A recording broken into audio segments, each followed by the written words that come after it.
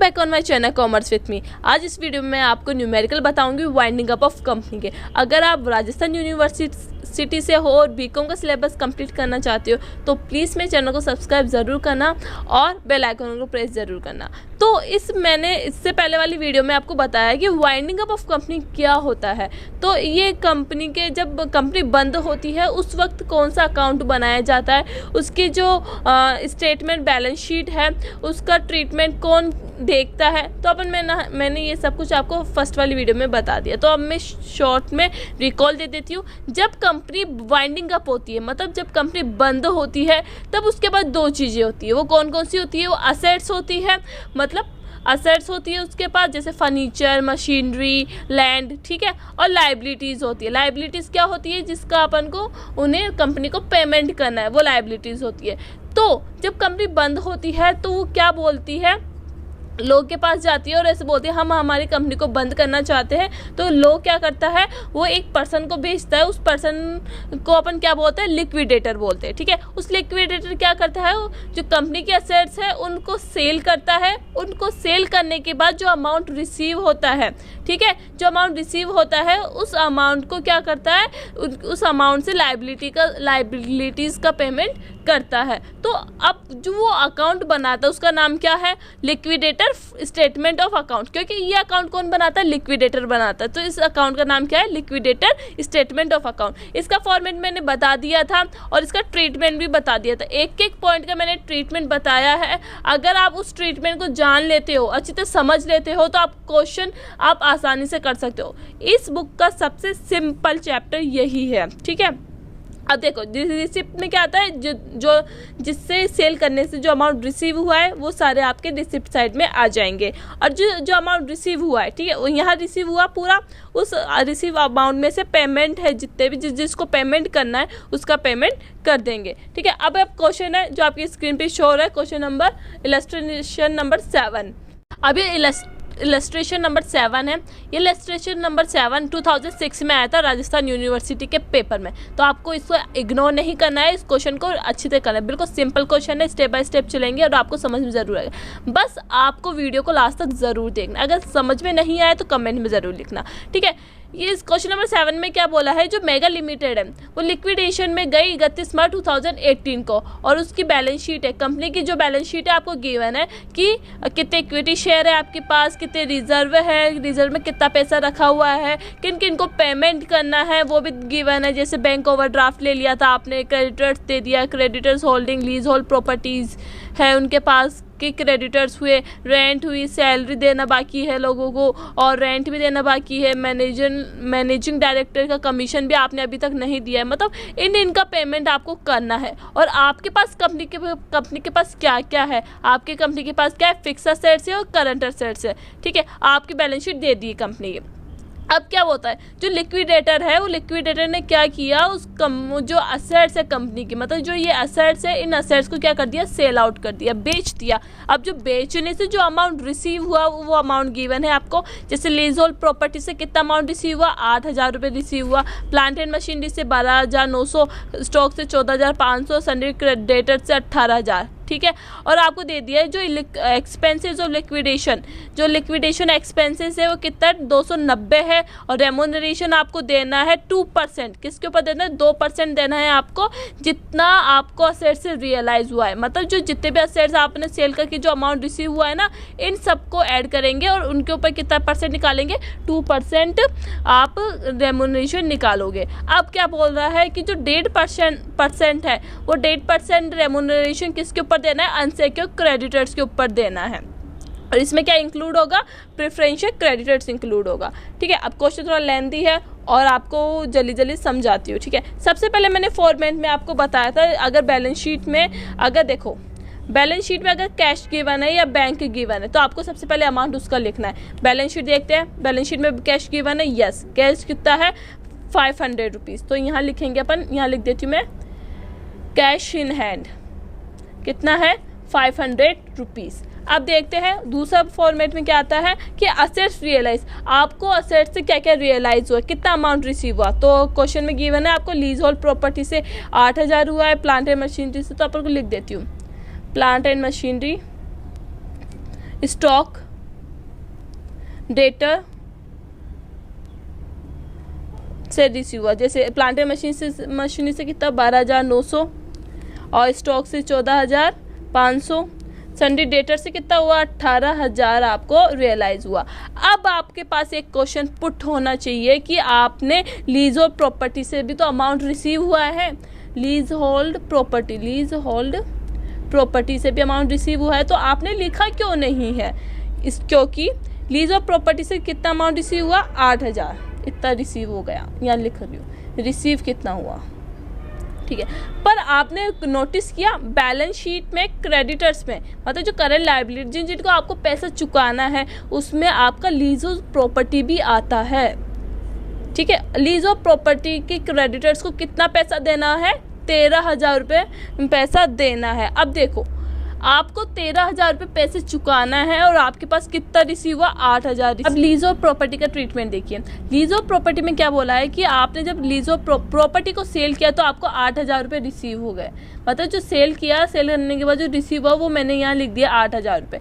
पर जो क्रेडिटर्स है लीज ऑफ प्रॉपर्टी के उसको आपको पे करना है 13,000 रुपये पे करना है, मतलब रिसीव तो आपको कम हुआ है और आपको ज़्यादा पे करना है, तो बैलेंस कितना बचा है इनमें से 5,000 रुपीज़, ठीक है। तो मतलब आपको 5,000 रुपीज़ अभी भी और पे करना है, तो ये किस में चला जाएगा, ये चले जाएगा आपका अनसेक्योर्ड क्रेडिटर्स में चला जाएगा, ठीक है। पर अब यहाँ देखिए आपके पास 8,000 रुपये तो रिसीव हो गया, पर ये जो 13,000 रुपये है ये पे करना था, तो 13,000 में से आप 8,000 तो पे कर सकते हो क्रेडिटर्स को, यस। तो यहाँ 8,000 रुपये लेस हो जाएगा, तो आपको यहाँ कुछ नहीं आएगा, समझे। अब दूसरी कंडीशन ये तो थी फर्स्ट कंडीशन। अगर सेकंड कंडीशन में ये होता कि आपको रिसीव हुए 8,000 रुपीज़, ठीक है, पर जो ये क्रेडिटर्स है, जो ये अमाउंट है क्रेडिट 13,000 है ना, अगर इसकी जगह आपके पास 7,000 रुपीज़ होते हैं कि आपको क्रेडिटर्स को कितना पे करना है, आपको क्रेडिटर्स को पे करना है 7,000 रुपीज़, जो 1,000 रुपीज़ आता, जो बैलेंस आता 1,000 रुपीज़, वो किस में जाता है, यहाँ लिखते हैं अपन 1,000 रुपीज़। अगर आपको पे कम करना होता तो, पर यहाँ इस कंडीशन में क्या है, यहाँ कंडीशन में आपको पे ज़्यादा करना है और आपको रिसीव कम हुआ है। जब आपको कम रिसीव होता है, जो बैलेंस आता है वो किस में चला जाएगा, अनसेक्योर्ड क्रेडिटर में चला जाएगा। वो कहाँ लिखेंगे अपन, पेमेंट साइड लिखेंगे। तो अगर आपको अभी भी नहीं समझ में आया तो आपको मुझे कमेंट में बताना है, ठीक है। अब आगे चलते हैं। लीज ऑफ प्रॉपर्टी हो गया, प्लांट एंड मशीनरी हो गया, स्टॉक हो गया, डेटर्स हो गया। अब आपको देखना है इस फॉर्मेट में, इस फॉर्मेट में बैंक भी हो गया और एसेट रियलाइज भी हो गए। अब इस पेमेंट की साइड आएगा, अपन इसका टोटल कर देंगे कितना रिसीव हुआ, ठीक है। कितना रिसीव हुआ इसका टोटल करते हैं, 12,900 प्लस 14,500 प्लस 18,000 प्लस 500, तो आएगा 45,900 इसका टोटल आ गया। मतलब आपको जो असेट सेल करी है आपने, उससे कितना अमाउंट रिसीव हो गया, 45,900 रुपये ही रिसीव हुआ है। अब आपको किस किस को पे करना है, मतलब जो लिक्विडेटर था उसने सेल कर दिया और अमाउंट रिसीव हो गया उसे, अब जो अमाउंट रिसीव हुआ है उसमें से उसे पेमेंट करना है जिनको पैसा चुकाना है। अब देखते हैं किन किन को पेमेंट करना है। सबसे पहले आता है आपका legal charges. Legal charges format के अकॉर्डिंग चलेगा, ये मैं बार बार बोल रही हूँ, फॉर्मेट याद रखिए। ये फॉर्मेट मैंने बताया था। सबसे पहले पेमेंट किसका करेंगे, लीगल चार्जेस का। अगर क्वेश्चन में है तो क्वेश्चन में देखते लीगल चार्जेस है, नहीं क्वेश्चन में ये लीगल चार्जेस नहीं है तो लीगल चार्जेस नहीं आएगा। इसके बाद किसका पेमेंट किया जाएगा, लिक्विडेटर रेम्यूनरेशन का, by liquidator remuneration, liquidator remuneration, ठीक है। अब लिक्विडेटर रेम्यूनरेशन के लिए क्वेश्चन में क्या बोला है, इसमें बोला है कि जितना भी अमाउंट आपको रिसीव हुआ है, देखो remuneration was agreed at 2% on the amount realise, जितना भी अमाउंट रियलाइज हुआ है असेट्स को सेल करने से, उस पे कितना लगाना है 2%। तो अपन ने किस किस से पैसा आया है, एक तो लीज और प्रॉपर्टी से आया है, प्लांट एंड मशीनरी से आया है, स्टॉक से आया है और सन्डी क्रेडिट से आया है। तो इन सबको ऐड करेंगे, 8,000 प्लस 12,900 प्लस 14,500 प्लस 18,000, तो कितना हुआ 53,500 400 पे क्या लगा देंगे अपन 2% लगा देंगे, क्योंकि यहाँ लिखा है ना 2% देना है जितना भी अमाउंट रिसीव हुआ है, तो 2% लिखा है, निकालेंगे इसका 2% तो आएगा 1068। ठीक है, अब आगे क्या बोल रहा है, आगे और बोल रहा है रेम्यूनरेशन के लिए, तो आप आगे पढ़ो कि 1.5% ऑन द अमाउंट पे टू अनसेक्योर्ड क्रेडिटर। जो अनसेक्योर्ड क्रेडिटर्स है उनके ऊपर 1.5% देना है, तो यहाँ अभी बकाया है 1.5%, 1.5% देना है, पर आपके पास अनसेक्योर्ड क्रेडिटर्स पता ही नहीं है, और वो पता कैसे करेंगे, वो पता करेंगे जब अपन आगे वाला क्वेश्चन करेंगे। तो ये रेम्यूनरेशन अपन यहीं छोड़ते हैं, अब आगे देखते हैं। आगे क्या बोल रहा है कि अगर डिबेंचर होल्डर है, सॉरी लिक्विडेशन एक्सपेंसेस है वो आएंगे, तो यहाँ लिख देती हूँ बाय लिक्विडेशन एक्सपेंसेस। क्वेश्चन में है क्या, यस 290, तो 290 आपका लिक्विडेशन एक्सपेंसेस में चला जाएगा। अब देखो यहाँ इसके बाद क्या आता है, डिबेंचर होल्डर। अब क्वेश्चन में देखेंगे डिबेंचर होल्डर है या नहीं है, डिबेंचर वाला नो इट्स नॉट गिवन, तो बाय डिबेंचर के नाम से कुछ नहीं आएगा, लिख दिया। अब डिबेंचर के बाद क्या आता है, डिबेंचर के बाद आता है क्रेडिटर्स, उसमें भी आता है पहला प्रेफरेंशियल क्रेडिटर्स आता है, तो प्रेफरेंशियल क्रेडिटर्स है या नहीं है वो देखते हैं। अब देखो प्रेफरेंशियल क्रेडिटर्स में यहाँ क्या क्या गिवन है, अब है आपका preferential creditors. Preferential creditor question में आपको कैसा पता करना है, आपको मैंने बताया था प्रेफरेंशियल क्रेडिटर्स को कौन से होते हैं, प्रेफरेंशियल क्रेडिटर्स की लिस्ट मैंने आपको बताई थी। तो प्रेफरेंशियल क्रेडिटर्स कौन कौन सा है, अगर गवर्नमेंट टैक्स हो तो वो प्रेफरेंशियल क्रेडिटर्स है, एक्सपेंसेस ऑफ इन्वेस्टिगेशन हो तो प्रेफरेंशियल क्रेडिटर, हॉलीडे रेम्यूनरेशन हो तो प्रेफरेंशियल क्रेडिटर है। अब देखो क्वेश्चन में क्या गिवन है, सैलरी गिवन है, तो सैलरी क्या है आपके प्रेफरेंशियल क्रेडिटर्स है, और रेंट आएगा और टैक्सेस आएगा, वो भी आपका क्या होगा, टैक्सेस जितने होंगे प्रेफरेंशियल क्रेडिटर्स होंगे। तो क्वेश्चन में आपके रेंट और टैक्सेस गिवन है, तो ये क्या है प्रेफरेंशियल क्रेडिटर्स है। प्रेफरेंशियल क्रेडिटर्स में कौन कौन से आ जाएंगे, एक तो 400 आ जाएगा, प्लस आपका सैलरी एंड वेजेस 1200, तो ये पूरे कितने हो गए 1600 हो गया। अब है बाय अनसेक्योर्ड क्रेडिटर्स।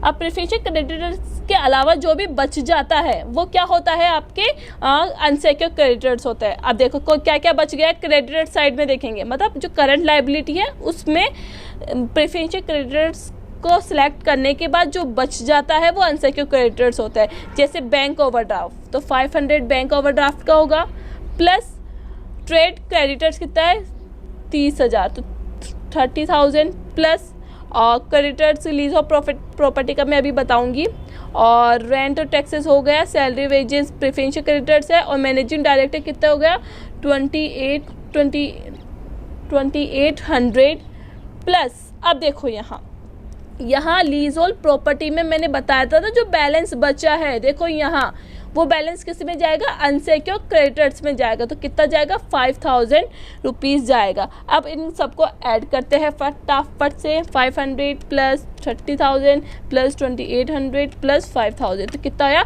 38,300 रुपीज़ आएगा।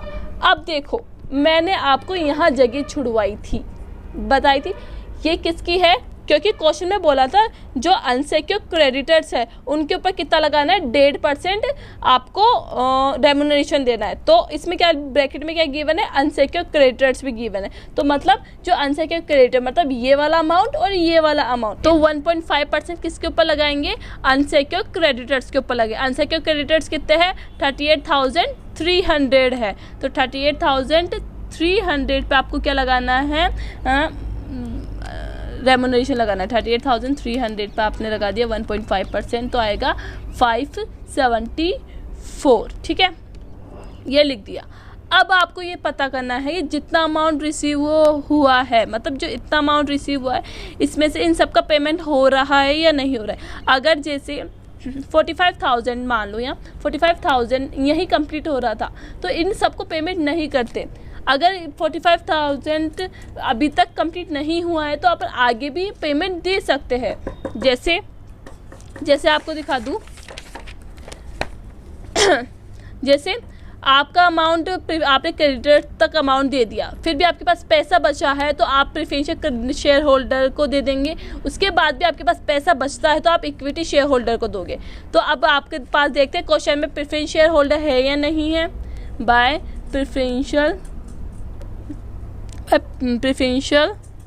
शेयर होल्डर है या नहीं है। क्वेश्चन में देखते हैं नहीं, इट्स नॉट गिवन, तो ये अपन इस पर कुछ नहीं करेंगे। Equity share holder by equity share holder कितना अमाउंट बचा। अब देखो 45,900 में से लेस कर देंगे 1068 माइनस 574 माइनस 290 माइनस 1600 माइनस 38,300, तो आपके पास बचा 4,098। तो आपका यहाँ क्लोज हो जाएगा ये, ठीक है। सॉरी आपको एक बात का और ध्यान रखना है। इस क्वेश्चन में क्या बोला था, इंक्लूडिंग प्रेफरेंशियल क्रेडिटर्स। तो प्रेफरेंशियल क्रेडिटर्स के ऊपर भी आपको क्या देना है, 1.5% देना है। तो मैंने आपको अनसेक्योर्ड क्रेडिटर्स पे तो दे दिया, और आपको अनसेक्योर्ड क्रेडिटर प्रेफरेंशियल क्रेडिटर्स कितने हैं 1600, तो 1600 पे भी आपको क्या देना है 1.5% देना है। तो 1600 पे माइनस करेंगे 1.5%, तो आएगा 24 रुपीज़। 45,900 में से अपन ये सब कुछ लेस कर देंगे। जो अमाउंट बचता है वो आपको किसको देना है, इक्विटी शेयर होल्डर को देना है। जिस 45,900 से लेस कर देंगे 1,068 ये वाला अमाउंट, माइनस 574 ये वाला अमाउंट, माइनस 24 ये वाला अमाउंट, माइनस 290, फिर 1600 माइनस 38,300, तब आपके पास कितना बचता है 4,044।